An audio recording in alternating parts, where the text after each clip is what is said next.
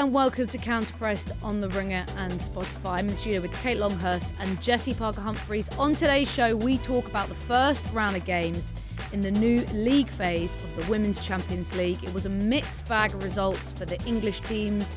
Arsenal lost, Chelsea drew, but Manchester United got their first ever win in the main draw of the Champions League. We'll talk about all of that and a huge win for Barcelona over Bayern Munich. Guys, Disney debut. What did we make of Disney Champions League? Well, obviously I went to Arsenal the old-fashioned way and just watched it live. Yeah. So old-fashioned, I was actually at Meadow Park. Yeah, it was a real which throwback. felt like a real throwback. And then I watched Chelsea and the United games at the Volley. It was good. They had some problems linking their sound up, so there was also there wasn't much comms. In so the I pub? feel like I didn't really get the full, in the pub. Basically, I feel like I haven't had the full Disney experience, Yeah.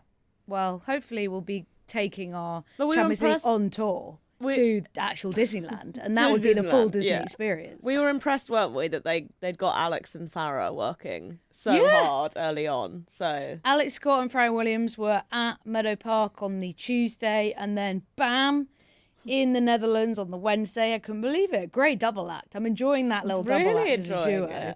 it. Downside, you can't rewind and you can't really pause. So it's a bit confusing when you click on a game. You don't know if you're entering it live or you're entering it at the beginning of the stream. So I clicked the Twente Chelsea game and it started me at the beginning of the coverage. So I didn't realise the game had already kicked off. And I was like, what's going on? I thought it was a 5:45 kickoff. So then I had to try and exit, press watch live, exit, press watch live. So it's a little bit maybe So are we not... saying that's Disney's problems, or is that a Flo Flo Lloyd-Hughes? Lloyd-Hughes Oh, it's a problem? Disney problem. You can't pause and rewind. So I think it's a I get you. bit sort of like not as slick as just entering it, because the other streamers you would be able to kind of, like the TNT stream, which I think is probably one of the best ones. You can go where the goal was for the Champions League, or you can an incident. It'll give you like a little icon, and then you can rewind. This is very much, and I guess because Disney hasn't really done sport before, join it now or kind of get stuck in where the stream is. Yeah. I thought it looked good, though. I thought the cameras looked nice. Yeah, Well, I would nice. say when you watch on a TV, it doesn't look great quality. If you're watching on a phone, because I did a bit of both last night, because I was like cooking and watching on my phone and then what were you watching on the cooking? big telly. What was I cooking? Yeah. I was very uninspired, but I made turkey burgers Oh, with yummy. air Yum. fryer chips. Nice. That sounds nice. You think it's okay? I don't know. I love was a making bit. turkey burgers. I was a bit uninspired with it. But so I had that on my phone. And I think if you're watching on a smaller screen, the quality is really good. But as soon as you put it on a big telly, it doesn't look. It's not good. It's HD, but it does. It No, doesn't I have the watched it on same- the big screens at the Volley and I thought it looked good. Wow. So Clearly, the maybe tellies are not better. I have a good telly, I think, anyway. All right, well, let's talk about the games that happened on Tuesday and Wednesday night. We're going to start with Chelsea's 1-1 draw with FC Twente. Jessy, we're going to start here because it was a poor result. And even though Arsenal lost, and that was probably going to be the big story of the round, I feel like Chelsea kind of stole Arsenal's thunder a little bit with this poor result. I think that's recency bias. It wasn't a defeat, but it was a bit of a surprise. And I think what's sort of funny about this result is that we had kind of predicted it in the way I think we've spoken about Chelsea in the last kind of 2 or 3 episodes, in which Sonia Pastor had made loads of changes, rotated a lot, and it kind of worked. But we'd spoken about what happens when you roll the dice and make lots of changes and it doesn't work. And I think in this game, it was a sort of prime example of that. There was a good period in the first half where Chelsea created some chances, should have been 2 or 3 up. They don't. 20 look good on the break and they take the lead. And then it's kind of one of those situations where Chelsea rescue it, but will come away very disappointed about how it went down. Yeah, I think it's one of those kind of annoying games, and where when a team's not necessarily been playing at their best, you're kind of like waiting for them to have a result like this. But I still kind of came away from this game, or like once I unrattled myself a little bit, feeling like on another day, Chelsea just scored 2 or 3 in that first half in terms of the dominance they were able to have. And Twente did have their moments on the break, and I think Chelsea's transition defending is something that looks quite worrying and has looked quite worrying so far this season, but ultimately they didn't actually score from a transition. Like, the goal is very, very good, obviously. So I feel like that was just a little bit frustration, maybe this element where you are bringing so many players in. It is early in the season. You've got players still kind of getting up to speed. I thought even though Chelsea looked dangerous when they were in and around the box, you could tell there wasn't necessarily the relationship between the players who were actually on the pitch, and that's why it felt like that they were struggling to like really turn those opportunities into really clear-cut chances or goals. Obviously, the goal kind of like put a rocket up Chelsea's arse, but then they like felt like it became panic rather than actual like, oh, we're going to score. Got annoyed because we could have had 2 penalties in that one move, but you don't get to do 2 penalties back to back. Can you imagine? We want double, actually. We'll just take that one straight after. Thank you. Exactly. And I think some of the subs that Sonia made felt like they actually sort of maybe disrupted, although I kind of understand, like obviously you're going to want to throw Sam Kerr on, even if maybe it's kind of clear she's not necessarily up to the pace, understandably. I actually really enjoyed Chloe Sawi, who was obviously surprised to bring a 16-year-old over their debut, and she almost scored a rocket as well. So, I feel like a bit more philosophical about it this morning, probably. I love when Jessy's had processed to de-rattle. I'm feeling very calm and philosophical about it this morning and not rattled. There was a great Instagram comment on our Chloe Kelly celebration chat from Monday. Oh, I can't remember your name, but they'd written I think they're a City fan, so they've written a whole kind of funny thing about how like they'd enjoyed the back and forth and Chloe'd got really good reception while warming up. And then they replied saying, "Don't put in the paper that I'm rattled," which I think is a Simpsons reference. Yeah.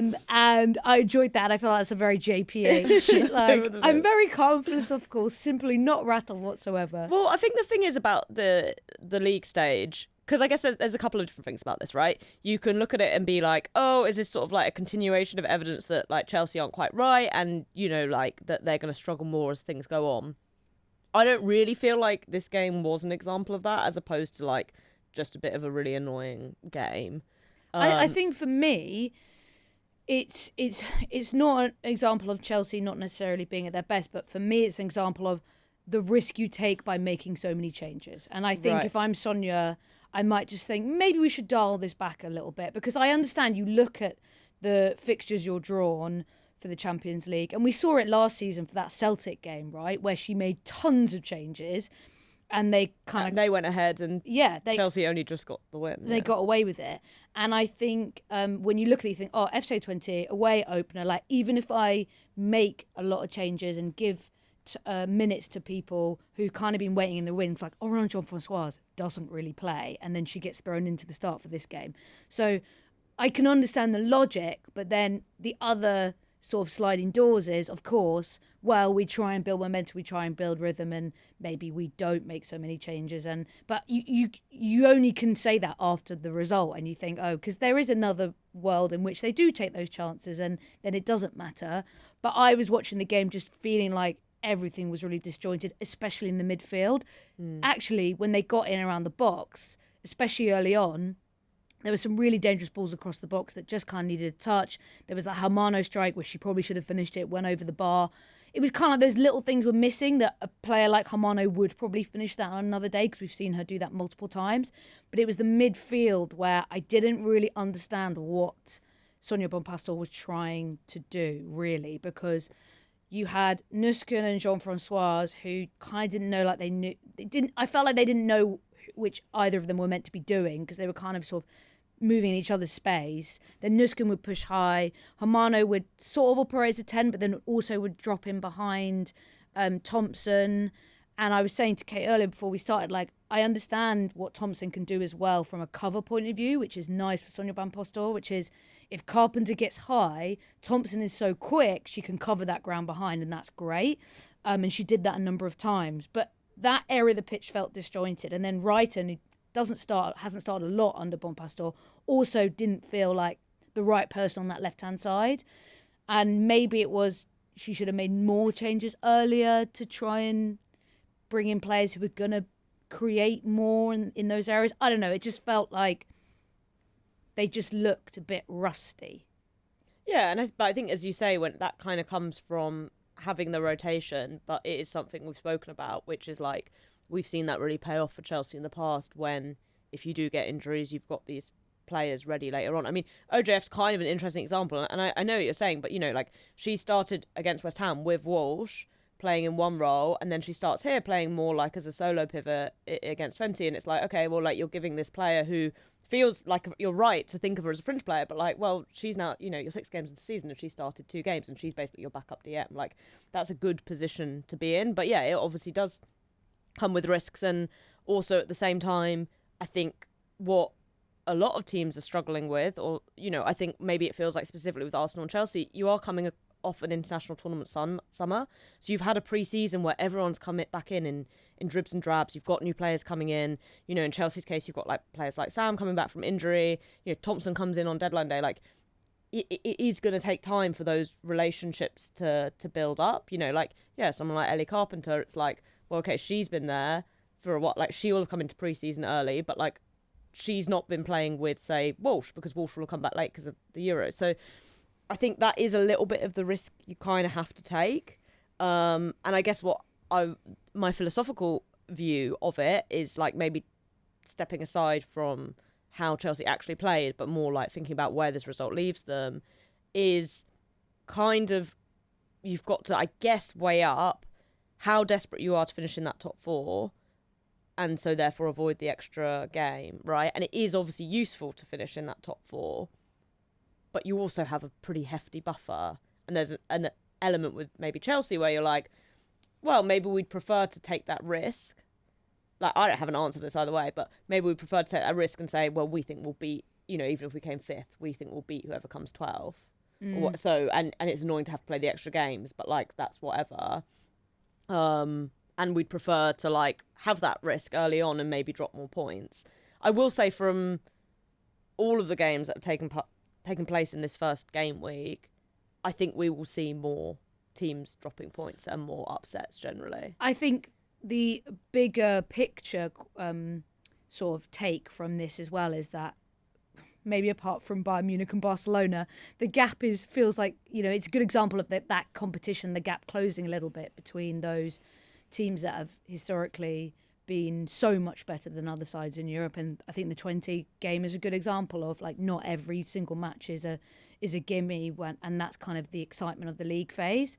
I will say, when you look at Chelsea's overall fixtures in the league phase, obviously I'm saying this and they've just drawn with Twente, but I still think there's plenty that they will win. I think the Barcelona fixture stands out, but actually in general they've got quite a nice draw outside of that. I think they had, like, Opta had them as having like the second easiest draw or something. Yeah. So it's only because they got next they've got Paris FC and then they've got St. Polten.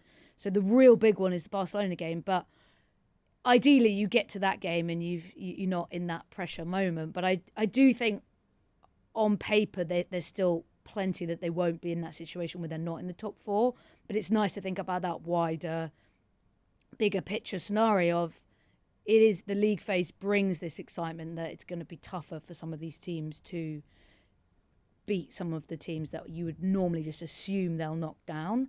And also, Kate, to bring you in on the minutes question, because we talked about it so much in the narrative with Arsenal, the narrative with Chelsea, is for the players, even if they're not getting the results or maybe the performances that we're so used to seeing from Chelsea, the positive is, compared to a team like Arsenal, is that a lot of players are getting minutes in a very big, deep squad. And the question for a manager like Bonpastor is always, how are you going to keep everyone happy? How are you going to manage everyone when there's injuries? Like Jessy said, who's going to come in and feel like they're warmed up? Lotte Moy plays 90 minutes against City after picking up 5 minutes in all the other games, and then can't train midweek because of loading because she's gone from 0 to 100 so quickly. So I think that's a prime example of why you're warming all your players in that way. The sacrifice is maybe things aren't looking as slick, but you're getting into a point in the season where it's only October and pretty much everyone that's fit has played in some capacity, which is pretty impressive for Chelsea. Yeah, and I mean, we're saying about them rotating, but it's not like they're just chucking random kids in that have never played football before. A lot of these players that are coming in are well-established players and have played a lot of football where they're experienced, and you'd still expect them to get the result. And it's different. One thing is being a good player and one thing is form. And these players maybe don't have form because they haven't been playing week in, week out. But I think, as Jessy said, it's important for people to keep fresh and make sure that if someone can't play, someone can come in. But also as a player, what you don't want is that this is the starting 11 and we're the subs, because all of a sudden there becomes a division within the squad. I think it's important, and especially when you're at a club like Chelsea, there has to be competition for every single place. So every time they're playing, there should be a feeling of, I need to keep my place in this team. But then, you know, it doesn't always work out like that, and there's going to be moments where certain players are just picked because they're going to play the whole season. But It must be an exciting training environment to be in it's probably quite cutthroat. When you know how you perform at Cobham could dictate, because you can't really assume her starting lineup now at all. And that's then pressure in the games as well, right? We were talking about, before we started recording, about like CEO, who hasn't really like had many chances so far this season. She obviously had a little bit of an issue. Then she gets the start, and I kind of felt like you could see her like she really she had a point to prove, to look good, and I thought she was good for lots of it, but like there were just some moments where it was like, oh, like you just want it like a bit too much, just stay calm, just like a little bit more, like the moment will come. But I think the other thing though I will say is the flip side is something that stood out to me is Aggie and Millie are the only players who started every game, right? And that's also something quite new for Aggie. And I did think in this game, she just looked, I thought, a bit like, oh, you've started 6 games of the season, like, and you've never really done this before. And like, she had a couple of moments where it's like, she was just like drifting offside when, like, if you're really switched on, like, you're not doing that. And it felt like she was a bit unsettled by linking up with players. So I think, you know, this is why being a football manager is really hard, because like these are, you know, Aggie kind of had to start that game because Sam's probably not ready.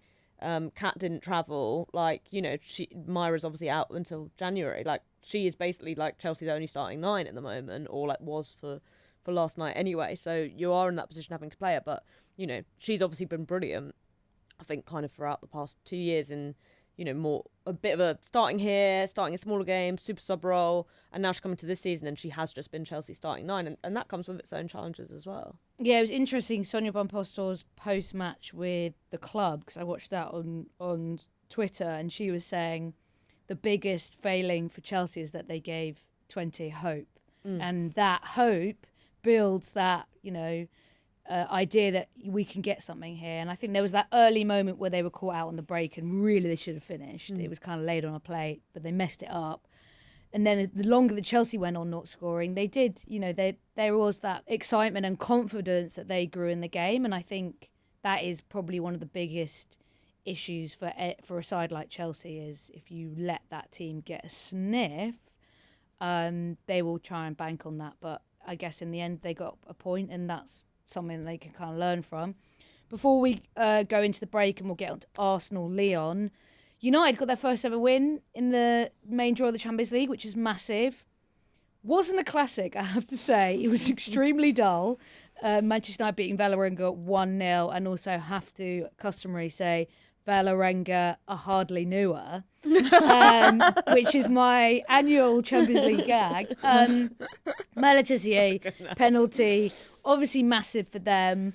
I think they'll be a little bit frustrated that they didn't kind of just kill this one. I think probably tiredness, which is something that we're going to have to talk about a lot with Manchester United this season. They just weren't feeling like they were at their best, but they were the only English side that won. They've got a pretty tough group, draw. So starting with 3 points is no bad thing. So Kate, this is a good platform for them, even if it wasn't a classic. Yeah, it was never about the performance. I think for them it was about getting that win over the line, and You know, that we've said before about their small squad, so we've just kind of flipped it with Chelsea, saying there's so many changes. With Manchester United, they don't have that luxury, and I think Mark Skinner's been quite open in saying that they just don't have the big enough squad. So, and we've said that can cause them problems further down the line. But for them, for their first Champions League game, I think it's a solid win. No win at this level is easy. So it's really important for them to have points on the board, especially with some of the games that they've got coming up. But I do think there is a little bit of worry when they are starting to look tired, and you know, you're looking for maybe something to freshen it up, someone to change something, change the tempo of the game. And at the moment, they haven't really got that. They can revert back to the Rachel Williams coming off the bench for 5-10 minutes to kind of do her thing. But we have mentioned it a few times about that squad depth. And yeah, Jessy, obviously you have the luxury of supporting Chelsea where you can just, if something's not going right, you can look at the bench and go, right, we can bring these players on. Yeah, you look at their bench last night, and Simi Wujo's back, which is great for them because she's been out injured. But it's not a bench where you're like, oh, who are the players we're looking to change the game or to really kind of finish the game off. So it's going to be so important in so many of the scenarios for Manchester United this season that they take leads early and they try and control games and they try and build on those leads. They've got Atletico Madrid next, where I think will be a much tougher test. Jessy, what did you make of the slight snooze fest? Yeah, I agree with Kate that this was about United winning. I think, you know, you're coming into this situation, you've not played Champions League before as a club. You just want to like have that feeling like that like this is the level for you. And I think even the fact that it was snooze fest, though, like United felt in control. Yeah. You know, like, and so as they were never really flustered. And I think you want to get the points on the board. And I think that, you know, like we're talking about them being like they've got a hard draw, but they do kind of feel like a bit of a wild card team because obviously the reason the draw's so hard is because they have like no UEFA coefficient points. But, you know, if you're some of these other sides, I think I'd be in a position where I'm like, you don't want United as one of your easier teams, which is kind of what they represent. And, you know, like, for example, they've got, like, PSG, but PSG got absolutely battered last night by Wolfsburg, who, you know, like, obviously are a good team, but I think most people have accepted have sort of fallen off that, like, really elite European level. So I think it's going to be really interesting. The squad thing does still worry me, but I think if that starting 11 does stay fit, I think it's also a really maybe interesting example of what the WSL's been able to like make of teams, because I think United can go into this being like, well, we know that, you know, we drew with the team that won the Champions League last year, you know, 3 weeks ago. Like that's going to make you feel good, and that's something that I think, you know, English teams, even though I think the nature of the league makes Champions League performances harder because it's really like two hard games a week, whereas maybe in some other leagues you've got a bit more breathing space there. But I think you can feel good knowing like we know we can play at this level because we're playing teams domestically that are at this level. That maybe if you're, you know, the second or third place team in Spain, you don't necessarily get that same kind of feeling. Yeah, and it's still amazing, like, the absolute getting someone like Freeland Arolfo, like, who was in, like, playing in the final last season and multiple Champions League watching winner. Melvin Mallard, and, like, you know, she started for Sonia in that final against Barcelona, and it's like, you do look at this team, and we're, like, talking about, obviously, United, you know, for a lot of players, like, that, like I was thinking about Ella Toon, like, that's an amazing moment, right, to, like, get to play in the Champions League for your childhood club. But you also look in that squad and there are players, whether it's Rolfo, Mallard, who have like genuine experience of playing at this level too, which is, the position you want to be in, right? Okay, that's all the Chelsea United chat. Let's talk about Arsenal next. So Arsenal, the holders, getting their Champions League campaign off to a pretty poor start, continuing this bad run for them, losing 2-1 to Lyon at Modo Park. Jessy, you were there, our counter press reporter on the scene. I got a picture of Gunnosaurus. I did see that. You're second in a matter of months. And yeah, you maybe look, I need to see how many Gunnosaurus pictures I can take this you season. look just as pleased as we were on the Arsenal media day. I was delighted You're like- to see him again. That was actually very Disneyland. You've just met Oh, a Disneyland so true. character. I should have got him to autograph my autograph. Yeah, was there a queue for the pics or no? No. He was just, making his rounds of the bar. So Just having a pint. just having a pre-match fight. As you do. Yeah. So I was like, I'll take that opportunity. It wasn't a great performance from Arsenal, and obviously Arsenal fans are frustrated given like how well they did in the competition last season. But it's a hard way to start your Champions League campaign, especially with this Lyon side are very different now because Joe Montemurro was not the right manager for Lyon last season. They weren't great. And I think having Jonathan Giraldez has just elevated what this team can do. And I think any team should be scared of playing them in the Champions League. Obviously, unbelievable squad. And I think bar that like good period in the first maybe 15 minutes for Arsenal. Obviously, great finish by Russo to take the lead. I don't think Arsenal looks super comfortable for a lot of parts of the game. And that will be a worry for Slagers. No, I think the scoreline flattered Arsenal, to be honest. And it is tough because I agree, playing Lyon is a hard way to get going. And I think because it was only 2-1, it maybe makes it feel though like Arsenal sort of went toe to toe with Lyon, and I just thought they looked so far off the pace. They did start well. They started like very enthusiastically, but they obviously played themselves into trouble for both those goals. But from there, sort of from 25 minutes onwards, it just felt like Lyon could cut them open again and again, and it was only sort of their own foolishness in front of goal that stopped them scoring two or three more. Lyon's front three, one, as Amy from Goal pointed out to me, hilarious that it is just the PSG front three from that they've 2 stolen seasons ago. But, Diani, Katoto and Chawinga, watching them together, well, I thought Chawinga didn't have a great game. And then with Dumonet behind, like, what I think is really exciting about them is you feel like all of them can be dangerous in all phases of attacking play. Like, sometimes, like, I guess Chelsea's a good example of this, right?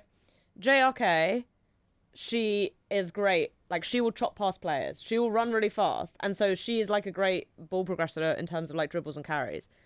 But she, sure as shit, ain't getting a good shot off, But, so that's profile's fine, and it's useful within a team. But what's crazy, I think, about this Lyon sort of front four is it feels like all of them can be good in the air. They can do They can everything. all get a shot off. They can all go past players. They can all play a good pass.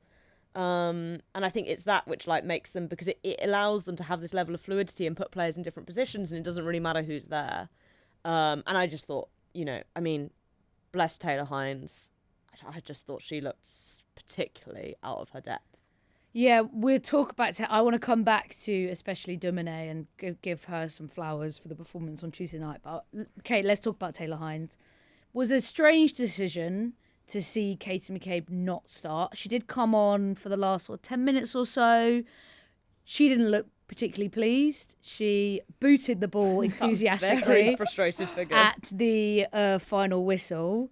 And Renee Slegers was asked afterwards, and thank you to Tim Stillman for putting the quotes in the Arseblog kind of post-match about why she made that decision. And she kind of said, we've got lots of good players in this squad, etc. I think Taylor Hines is a solid WSL player, but she's not a Champions League player.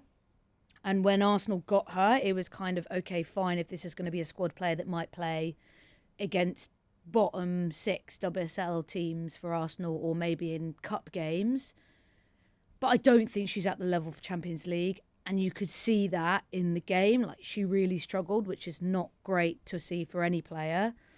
And it seems like a strange decision from Slegers, especially when you really need to build confidence with a team that are kind of up against it at the moment. Yeah, I mean, I wouldn't say she's not at the level. It's very difficult when you get thrown in and this is your first competitive game for Arsenal. I think if you're going to pick a game to put her in... Well, first start. She'd kind of appeared, yeah. Her first start for them is... It's when you've just mentioned the front four and you're going, that's what you've got to come up against. It is very different to what she's faced so far in the WSL, coming off the bench and playing for Arsenal.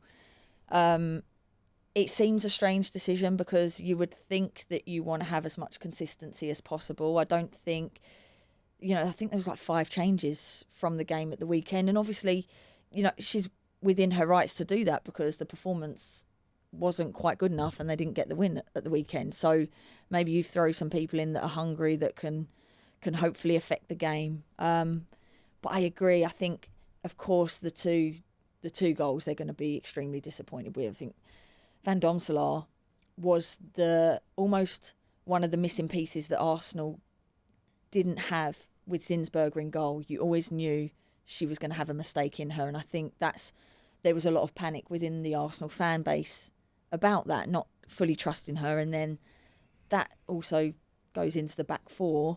And since Van Domselaar's come in, I think she's been really good and she settled, started this season. This season, rocky, yeah. It was against West Ham, wasn't it? The goal that she's letting. It's uncharacteristic, and she's going to have moments like that as a goalkeeper, and it's how you bounce back. But she looked really shaky yesterday, especially after conceding that goal.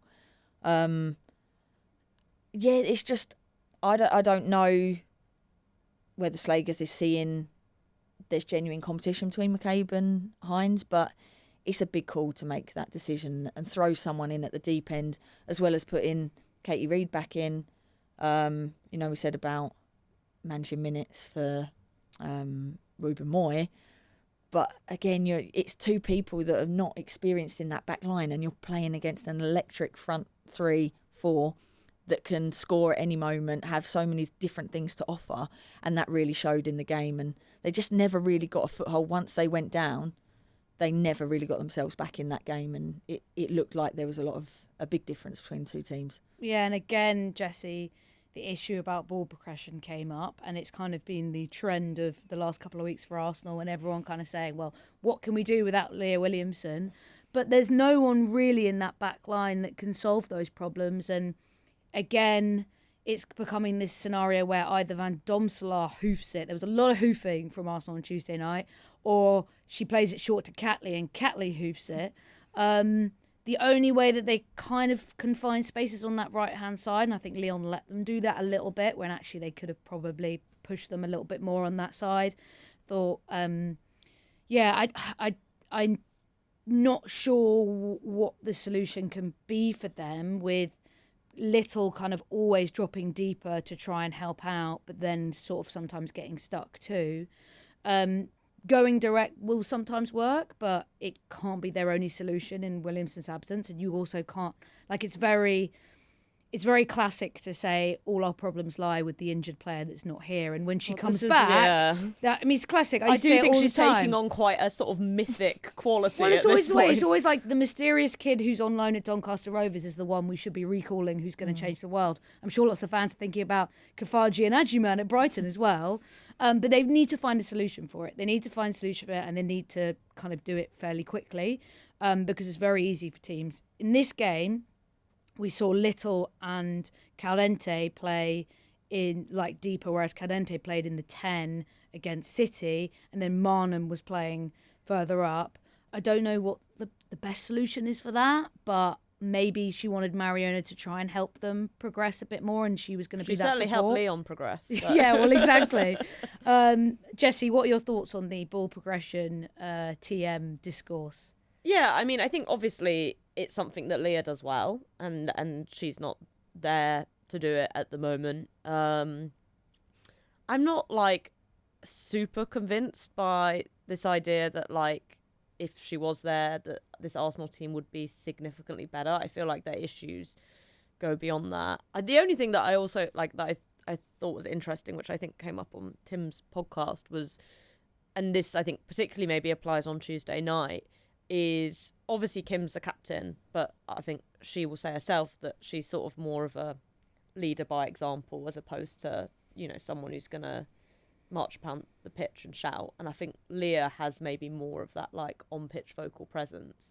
And I think Kate McCabe's a bit like that as well as a senior player. And so I think, again, maybe when you're looking at a team where those 2 players aren't playing, one through injury, one through choice, and you're say conceding that first goal the way you are, it's also a bit like, okay, who's on the pitch, sort of, you know, getting everyone together and getting everyone's heads in the game. And then obviously sort of within 10 minutes, they've conceded an almost identical goal. But yeah, I mean, it just feels like Slagers doesn't really know. I know lots of people want to see Kyra play because, again, she's someone who's got more of a passing range, who, again, we've seen in like dribs and drabs, but we've not seen start a game. But part of me is like, and maybe this is a bit like Sonia, is like, well, when it's going on so long, maybe you just need to pick a team and stick with it rather than... I think it's like she'd used 4 different 10s in the previous 5 games.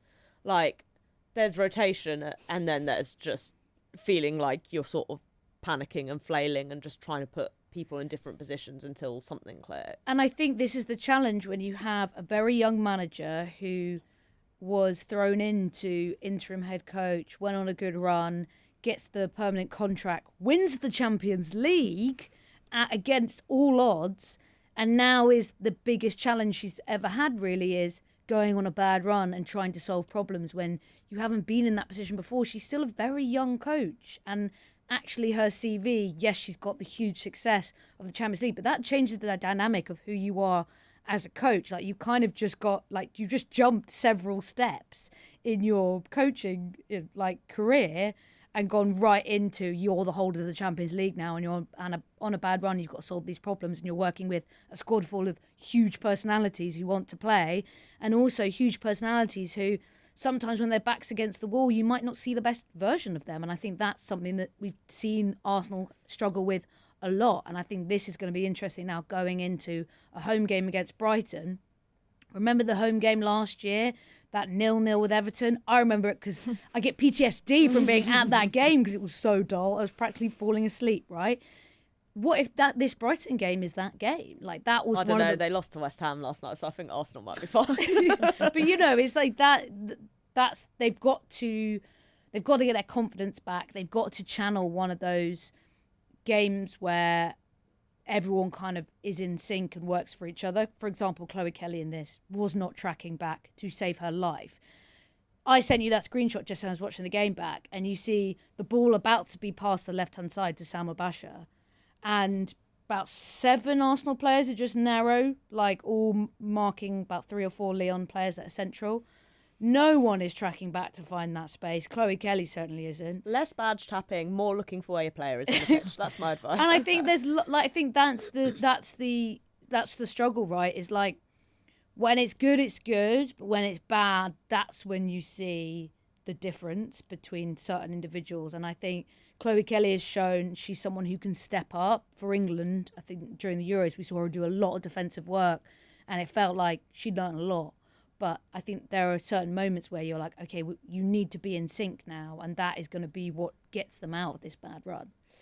Yeah, I agree. I think the only thing for me that feels like it goes maybe beyond individual players or beyond Slagers as a manager is that I think the Arsenal hierarchy need to maybe think about, why does this happen every year? Because it does. Like, it feels like we have these like patches every year where they go through sort of these 3 or 4 game periods where they like can't get a result, and sometimes that's the way the calendar falls, but like the best teams just don't have these moments, and it feels like so demoralizing. And whether that's, you know, because there are people within the squad maybe who like bring stuff down rather than bring stuff up, or like the squad's not deep enough, like there's not enough competition. I mean, Hines and McCabe feels like a good example of that maybe, right? Like there's sort of, she signed and everyone's kind of like, yeah, she's a decent, you know, experienced WSL player, she's got a connection to the club, you can see how that's like meaningful, but no one's seriously thinking she's challenging Katie McCabe for her position, right? It's a difference apart from Renee Slagers, apparently. It's the difference between having multiple players who are just as good as each other in the same position, Chelsea,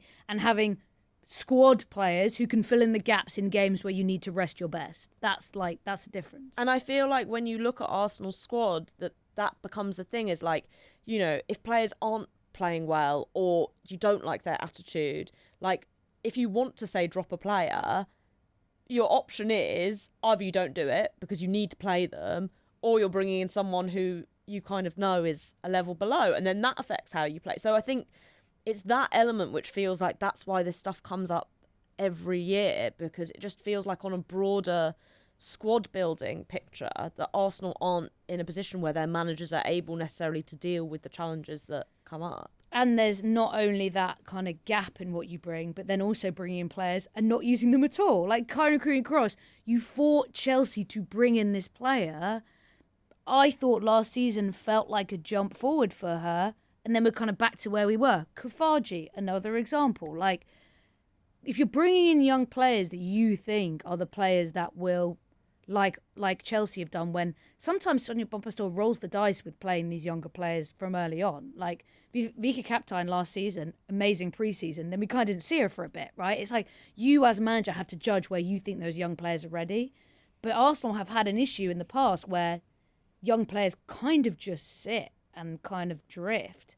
And then there's no progression. And then you're asking the question, oh, well, we've got all these older, more experienced senior pros who are now not the ones who necessarily are going to fight enough because they're probably a little bit complacent because there isn't that competition. There isn't a young player breathing down their neck that they know is good enough to unseat them.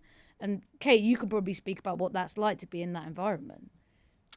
Well, as the older player who was being complacent. When I had the young players all like snapping at my heels. Yeah, I mean, complacency can set in. I don't necessarily think that's what's going on at Arsenal. I don't look at the players that are playing and think they're just not really trying or not but it's trying not, to push I think themselves. Not trying, it's more the general malaise. Yeah, it's the complacency versus the competition. Yeah, I mean, I fully agree with, what's just been said as well about this does tend to happen every year. You can go back in time last season. And even before, Jonas had a very similar run. Yeah, and, then they played Aston Villa and got battered by Aston Villa. And then all of a sudden, like, where's that come from? And then the next 2-3 games, they really struggled and conceded a lot of goals. And you're thinking, well, where has that come from? Because they were looking so good. But I don't know necessarily the solutions. It might be a squad thing. But when I looked at the recruitment of Arsenal and thought, right, now going forward, I fully think they have 2 people for every position going forward. But then the midfield is maybe, I mean, with Caldente, she has played a lot deeper this season. And then she went back into the 10 against Man City, but she's dropped deeper again. I think her best assets are what she can produce on the ball, of how to unlock defences and helping the forward players. So maybe you've lost a little bit of creativity there. But then is she playing deeper, like you said, about maybe to help with the build-up play? Is she there to, I don't know, be a comfortable player on the ball? Of course, she made a mistake Tuesday, but that happens. But it's defensively, we said there wasn't enough cover for them, and then ironically at the beginning of the season I was thinking they looked defensively really solid, but now it's kind of flipped again. So it's a very difficult situation. But yeah, some of the older players, I mean, you do want people pushing you for the positions, but then we say Taylor Hines has stepped in for Katie McCabe, but she's not quite at the same level. So then do you take the risk, or do you go with what you already know and hope that the result's going to be different, even if you're in a bad run form? And at the moment, I don't think Slagers knows what situation to go with. And that's probably where the problem is. Yeah, and maybe that's part of the inexperience as well. It's like you're learning that as a younger coach who hasn't got the experience of what some of the other managers in the Champions League will have, even with that incredible run that they went on to win it. Let's quickly touch on, Jessy, before we wrap, Barcelona's 7-1 win over Bayern Munich. Reports of their demise were greatly exaggerated. I have been amazed, like, how many people seem to be going around. Everyone's like backing Chelsea for the Champions League for some bizarre reason. And you're like, you refuse to be jinxed. I've heard Alex Scott and I know what she's doing. No, it's more Farah. I know both of them. Coming from different directions, I think. But no, it just amazes me how little Barcelona seem to have been talked about just by virtue of losing. I don't know whether it's a combination of like losing to Arsenal and then because Spain lost to England, and obviously there's like so much crossover between those teams that maybe in England at least people are a bit like Spain. But like Jessy said, I will not go through this again. No, but I've heard shouts for Chelsea. I've heard a lot of shouts for Lyon, and like I thought Lyon looked good, but I'm just like, but Barcelona have been the best team in Europe for like the past 3 or 4 years, and barring a pretty average 90 minutes against Arsenal, like by a mile. Yeah. They've been the best team yeah, by a like mile. and, Yeah. and Yeah. everyone has a shit game, and Arsenal did really well to win that match. But I'm like, that doesn't Discount. I guess yeah. maybe because they've had like a bit of a chaotic summer, and everyone was talking about, you know, the financial stuff. Yeah. the financial stuff. Their squad's kind of smaller, but they're in a position where, because of their dominance in Liga FA, that they've got, you know, a strong B team of players and younger players who they will happily play in those Liga FA fixtures. So it's not like they have to be putting out Alexia Aitana and Patry, you know, twice a week every week. So, you know, I mean, obviously I was at the Arsenal games, so, you know, I didn't watch this properly, but, you know, I think Bayern sort of rolled over for them. But that also tells you that's the aura Barcelona have. And then you're like looking at Alexia like scoring that opener, and you're just like, you know, this is still a very, very good Barcelona team. And yeah, I've generally been quite surprised by how people haven't really spoken about at all. I said I was going to come back to Domine and then I didn't. So let's give 2 sets of flowers. Yeah, she's quality. I love her. Alexia Putellas' goal, the top corner opener, absolute screamer. It was kind of like a golf swing. The way she managed to move her leg was Yes. ridiculous. It was such a pendulum. And Have it you was seen just, the Aitana gossip, guys, about it? what is it? No. So Barcelona put Alexia on their like match graphic, right? Yeah. And so you know how everyone always shares it afterwards. Yeah. Aitana shared the Champions League one, which was like Pina and Patrick. I saw that. Oh, no, it was Pina and Payo or someone. Pina and yeah. Payo. I saw that and I saw people talking about it, but I didn't know the context of why they were talking about it. So that fuels the Just noticing. Alexia Aitana beef Just narrative. noticing. The fanfic Wow. that Jessy's writing about Alexia Aitana beef. And then, Melky Domine, the first goal was the screamer, was like No, second goal. goal, sorry, wrong way round. We saw her also score against Arsenal in the Champions League last season. Such a phenomenal player, just so talented. And we haven't actually really talked about the Ballon d'Or scam that was Mariano Caldente not winning. But also players like Domine and Banda, for me, should have finished way higher in terms of like probably breaking into, well, Banda didn't get top 5, but I think Domine got 18th in the end. Like those for me are like top 10. So yeah, I'm always excited to see her, and it's probably, you know, playing in France where you've only really got, well, PSG look rubbish now, so you haven't really got any competitive games domestically. That probably, you know, is frustrating, and also playing for the Haitian national team, who they made the last World Cup. That's a hard platform to be on. But yeah, such an amazing talent. Like some of the strikes that she has, you think, like the one last year was even better, wasn't it, than this time round? But really exciting player. I think she has a bit of everything. So they're the sorts of players that can get you off your feet, and especially as a neutral when you're just watching a game, they're the people that you look out for, that you go, okay, this is a player that I would pay money to watch. And she's certainly that. And you know, she's like 22 or something. Like she's still pretty young. She's still very young. So it's like it's crazy the levels that she can reach. That Lyon squad is stacked, Yeah. to be fair. I know we're just maybe talking about Barcelona having, you know, a bit of a thinner squad. Lyon feel like kind of an embarrassment of riches. And I guess the question for them is, yeah, what Geraldes chooses to mould them into. But yeah, when they were bringing off, I mean, I actually thought both of them weren't very good. But like when they were bringing on Hegerberg and Johannes with like 15 minutes to go, you're like, you know, Not bad players to bring on. Players to bring on at all. Yeah, I think just to take these first round of games to draw huge conclusions where you can't draw conclusions, I do think Lyon and Barcelona have kind of been the standout teams for me, which isn't necessarily surprising given their pedigree. And I think Lyon should have done better than they did in the Champions League last season. I think that's kind of Joe Montemuro's fault. And now with a much better coach who has had success in the competition, you're like, okay, what are you about to unleash? I did kind of miss him. He's so cutie. Well, he's going to be in Australia, Asia Cup. It's okay. No, not Joe. Lil Jonah. Oh, sorry.